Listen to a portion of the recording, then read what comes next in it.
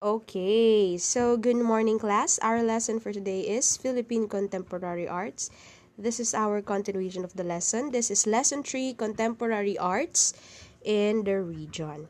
Now, class, pag sinabi natin contemporary arts, it is often referred as arts of today. Bakit arts of today? Kasi, di ba, yung mga tinakal natin na types ng arts sa ating mga previous lessons, yung mga paintings, drawings, ano pa,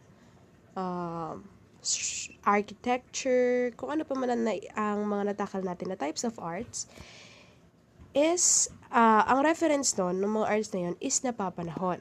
Paano napapanahon? Halimbawa, ang issue ngayon is yung, ang mga madalas na napag-uusapan natin ngayon ay ang topic patungkol sa eleksyon. So, yung may mga arts, mamaya later on, papakita ko sa inyo, mga example ng arts kung saan, nagre-reflect siya sa eleksyon. It will make it clear later on.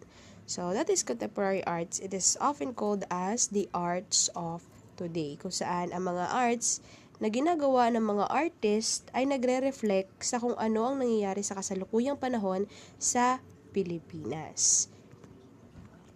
Ayan, so ito ang example ng sinabi ko sa inyong arts. So, this is a painting ng isang activist noong nanalo si President Bongbong Marcos noong May 9th, 2022. So, ito ay pinascale supposedly ito ay ilalagay sa PICC. But, hinarangan to ng mga police and then nilagay sa, saan to?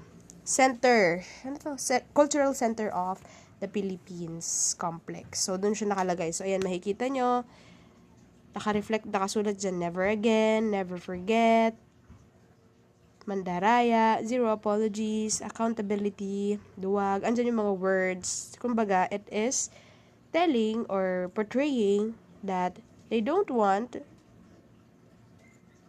or against sila sa pagkapanalo ng Pangulong Bongbong Marcos. That is one of the example of what I'm trying to tell you earlier. So, yan. So, kung ano yung mga napapanahon na issue or napapanahong na pag-uusapan ay nire-reflect into arts ng ating mga artists sa Pilipinas. At, syempre, ito din makikita nyo sa Pilipinas, sa ibang lugar ng Pilipinas, I mean. So, this is Baguio, the Colorful Valley in Baguio.